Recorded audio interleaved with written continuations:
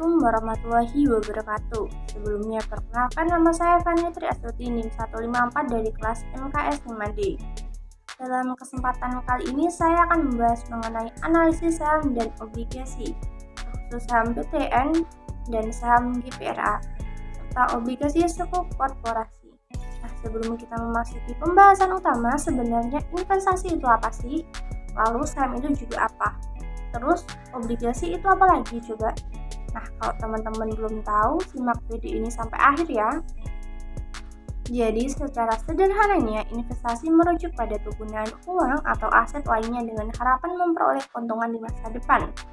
Biasanya investasi dilakukan dengan membeli sebuah aset seperti saham, obligasi, reksadana, properti, atau instrumen keuangan lainnya.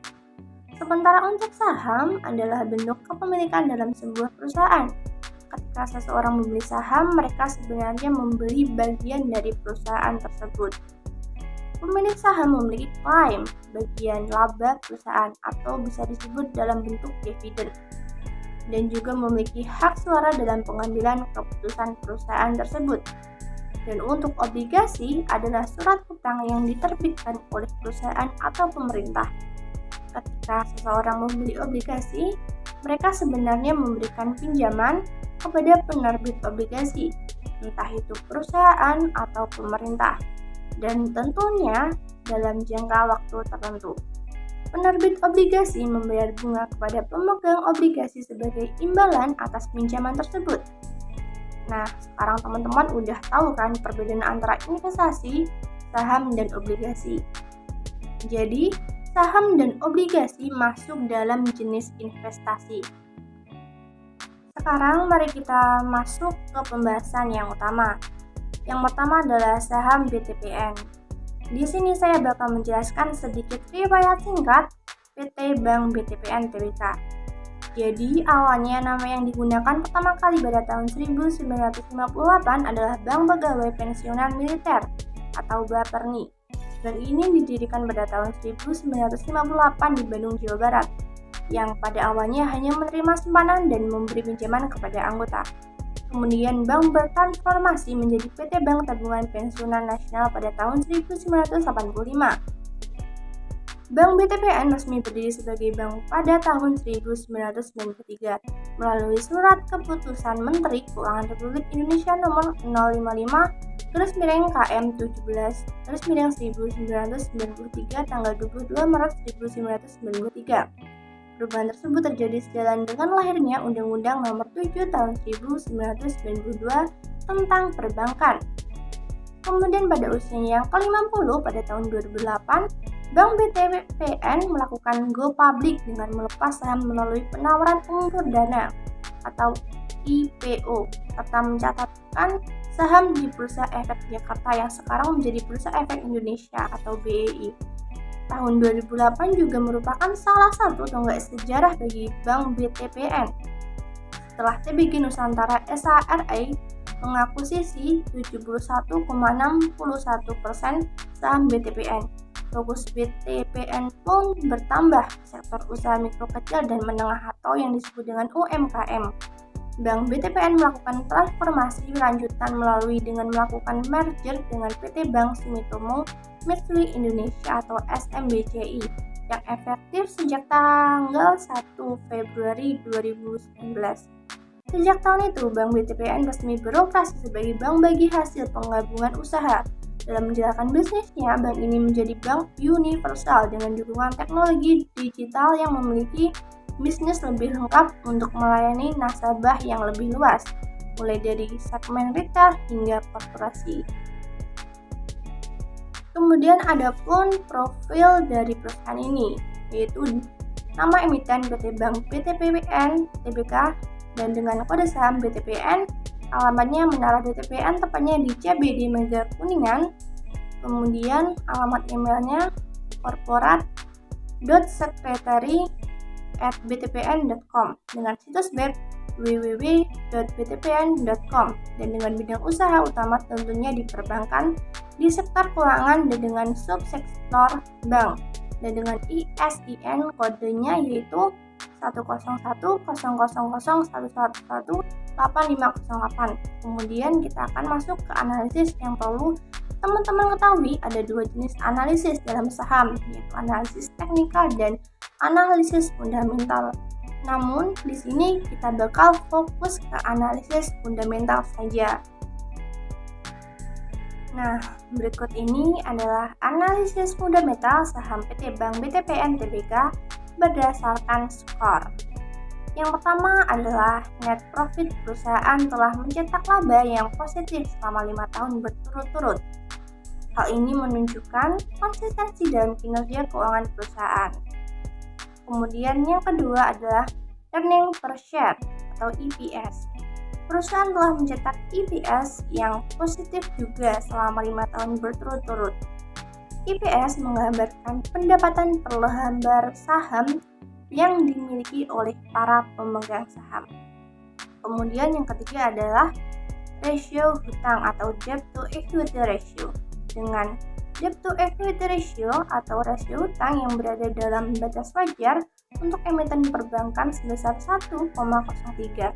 Ini mengindikasikan bahwa perusahaan memiliki keseimbangan yang baik antara modal sendiri dan pinjaman yang digunakan untuk membiayai operasional dan pertumbuhan bisnisnya. Yang kemudian yang keempat adalah tier saham. Dengan saham tier 2 dan market cap menengah yaitu di atas 1T, ini menggambarkan likuiditas saham yang cukup. Market cap yang cukup menengah juga menunjukkan bahwa perusahaan memiliki pangsa pasar yang cukup signifikan. Kemudian yang kelima adalah current ratio. Current ratio memperlihatkan bahwa aset lancar lebih besar dari liabilitas jangka pendek. Artinya perusahaan memiliki kemampuan untuk memenuhi kewajiban jangka pendeknya dengan aset yang dimilikinya. Kemudian untuk yang keenam adalah net profit margin atau NPM. Dengan NPM lebih dari 10% sebesar 19,27%, ini mengindikasikan bahwa perusahaan mampu mengelola biaya-biaya operasionalnya dengan baik. Yang ketujuh adalah BAV intrinsic value. Jika saham tersebut dihargai di bawah harga wajar, menurut metode evaluasi nilai intrinsik yang dikembangkan oleh Warren Buffett, ini bisa mengindikasikan bahwa saham tersebut diperdagangkan dengan potensi keuntungan atau dalam kata lain undervalued. Kemudian yang ke-8 adalah price to book value atau PBV. Dengan PBV yang lebih rendah dari valuasi perusahaan, hal ini mengindikasikan bahwa saham tersebut bisa diperdagangkan dengan harga yang lebih murah dibandingkan dengan nilai aset perusahaan. Kemudian untuk yang terakhir adalah return on equity atau ROE. Pada ROE perusahaan kurang dari 15%, yaitu sebesar 1,74%, menunjukkan bahwa laba yang diperoleh perusahaan dari ekuitas pemegang sahamnya relatif rendah. Dari analisis ini terdapat beberapa faktor positif, seperti konsistensi laba, penilaian undervalued, dan kesehatan keuangan. Namun, untuk ROE menjadi titik perhatian karena menunjukkan kinerja laba yang kurang baik. Untuk selanjutnya adalah saham GPRA PT Perdana Gapura Prima Tbk. Sejarah singkat perusahaan ini pada mulanya didirikan dengan nama PT Perdana Gapura Mas berdasarkan Akta Notaris Gufran Hamal SH nomor 99 tanggal 21 Mei 1987. Namun entitas induk berubah dari PT Perdana Gapura Mas menjadi PT Perdana Gapura Prima berdasarkan Akta Notaris Esther Marsya Sulaiman SH nomor 33 tanggal 1 Maret 1999. Gapura Prima adalah perusahaan pengembangan properti yang memiliki portofolio proyek pengembangan kawasan hunian dan komersial untuk segmen pasar menengah ke atas. Kegiatan usaha perusahaan saat ini lebih difokuskan pada pengembangan dan investasi bisnis properti. Grup Gapura Prima merupakan salah satu pengembang properti utama nasional. Perusahaan telah mengalami transformasi menjadi sebuah perusahaan dengan proyek properti yang lebih beragam. Tidak hanya hunian land house, namun juga pengembangan proyek-proyek mixed use dengan gedung-gedung bertingkat di dalam maupun di luar Jakarta. Perusahaannya ini telah menyelesaikan lebih dari 30 proyek properti dalam 2 dekade terakhir. Portofolio properti meliputi perumahan, apartemen, perkantoran, mall, rekreasi, dan perhotelan. Semua ini berhasil didistribusikan dengan baik ke tangan konsumen dengan tingkat kepuasan yang tinggi. Perusahaan telah berhasil melalui 2 kali krisis, yaitu yang pertama pada tahun 1998 dan 2009.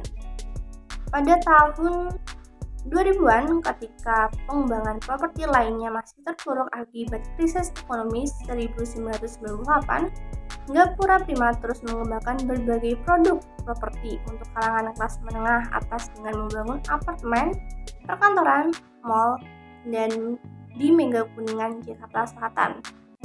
Perusahaan akan selalu beradaptasi di tengah perkembangan zaman yang semakin pesat dengan cara melakukan inovasi dan terobosan baru agar dapat selalu bertahan dan menjadi yang terdepan. Perusahaan juga sangat peduli dengan lingkungan hidup dan lingkungan sosial. Hal ini dapat dibuktikan dengan penerapan konsep ramah lingkungan atau green living ke dalam proyek perusahaan. Kemudian adapun profil dari perusahaan ini yaitu dengan nama emiten perdana Gapura Prima Tbk dengan kode saham GPRA, alamat Beleza Arcade, lantai 2. Kemudian dengan alamat email gpra@gapuraprima.com dengan situs web www.gapuraprima.com dan bidang usahanya yaitu pemborongan dengan sektor dan subsektor properti dan real estate, dan ISIN kodenya adalah 100107501. Kemudian adalah analisis fundamental perdana Gapura Prima Tbk berdasarkan skor. Yang pertama adalah net profit perusahaan mencetak laba positif selama 5 tahun berturut-turut. Ini menunjukkan konsistensi dalam kinerja keuangan perusahaan. Yang kedua adalah earning per share atau EPS. Perusahaan juga mencetak EPS positif selama 5 tahun berturut-turut. Ini menggambarkan bahwa perusahaan mampu memperoleh keuntungan yang cukup untuk setiap lembar saham yang dikeluarkan. Kemudian yang ketiga adalah rasio hutang atau debt to equity ratio. DER atau rasio hutang kurang dari 1, yaitu 0,17 kali modal.